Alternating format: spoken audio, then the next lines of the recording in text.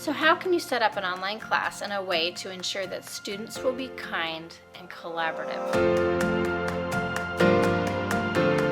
But setting up an online class makes this so much more challenging.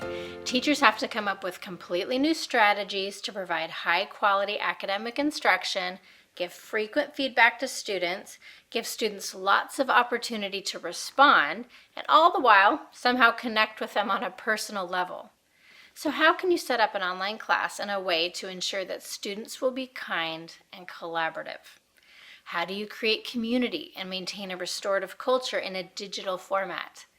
One issue that teachers are noticing in the distance learning environment is that their students seem to be confused about how to behave.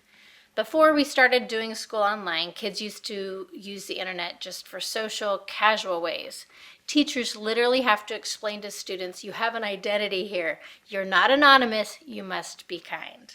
And there's all kinds of behavioral issues that teachers are seeing, especially in middle and high school. One study by Lee and Titsworth categorized the problem behaviors online in 4 categories. They're seeking unallowed assistance, cheating, aggressiveness, like being rude or bullying, or maybe recording the teacher and making fun of them, lack of communication, in other words, going AWOL, and internet slacking, like sleeping and multitasking. The last one I would add would be distracting. For example, students are using video filters, like they're logging in, participating fully, but they're digitally dressed up like an animal or something scary or just something silly and inappropriate. I knew one student that literally started to dye their hair pink during class on camera. Needless to say, very distracting. We can't possibly predict all the potential distractions and inappropriate behaviors that kids are going to think up, and the truth is we should be spending 95% of our time on preventing problem behavior in the first place.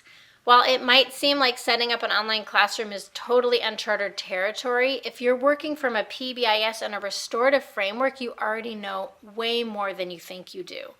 We can set up online distance learning classrooms so that they're welcoming, safe, and positive. We need to focus on creating clear expectations that are taught directly to the students and their families, and then create community by facilitating classroom circles. So let's talk about how PBIS and restorative practices might look in an online classroom environment. Peter Alter, a professor at St. Mary's College of California and a colleague and friend of mine, did a study researching the best ways to create and manage classroom behavior, and then he identified 7 features of an effective classroom that you can use to carry a PBIS mindset into your virtual classroom. First, establish a small number of rules. Use just 3 to 5 rules, like be safe, be respectful, be responsible. Everyone can remember 3 things. And then develop predictable classroom routines for your online classroom, like when and how to log in and what the class structure will be. Students thrive on structure, so be sure your routines are always consistent. Ideally, your whole school would develop a distance learning behavioral matrix like this one. All teachers should try to echo the school-wide expectations and then use the same language. It's so much easier for families if the entire school district has the same expectation, routines, and procedures. Next, get student input when creating your rules. Consider doing a community circle, which is a restorative practice, to discuss how you'd like students to behave and how you want the class to operate. When you build community in your class and you give everyone a voice, then everyone feels a sense of ownership, and they're much more likely to actually follow the rules.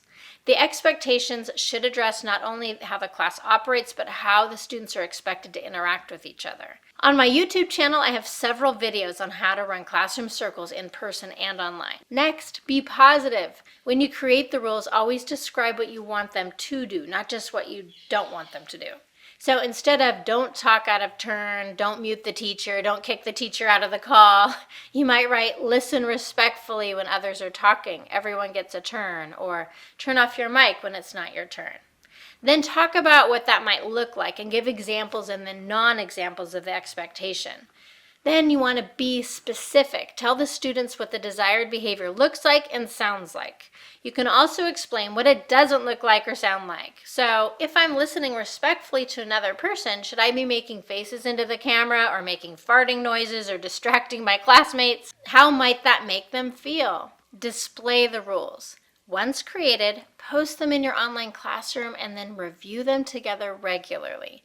Just like in your physical classroom, there are places to put notices up in an online classroom to have a visual reminder for students. Having the expectations posted also creates a third point reference. So when you're correcting a behavior, you pause your lesson and you say, "Class, let's review our expectations about listening respectfully. Can someone read number 3 on our classroom expectations poster? What does that mean to you? Can we all agree to that?" And then teach the rules. Explain the rules, give the reason for the rule with examples, both of following the rule and not following the rule, and then practice the rule together. Last, establish positive and negative consequences. Reinforce good behavior with positive rewards like points, tickets, class privileges. Positive rewards can be for individuals or for the entire class. For example, if everyone turns in the assignment that day or that week, the whole class earns a reward. Here are some examples of fun rewards to try. I have a blog post on my website with a huge list of rewards for a distance learning environment for individual students, for your whole class, rewards for parents that they can give at home, and even rewards for staff. Make negative consequences logical and restorative. Corrective consequences for behavior problems in your online classroom should be respectful, age-appropriate, clearly defined and taught, and then enforced consistently.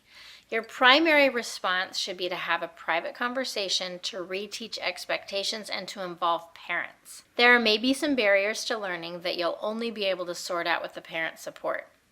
If the issue is with the entire class, a problem-solving circle with the class discussing the issue is the way to go. For more ideas, see my recent post about student misbehavior in distance learning and what to do about it.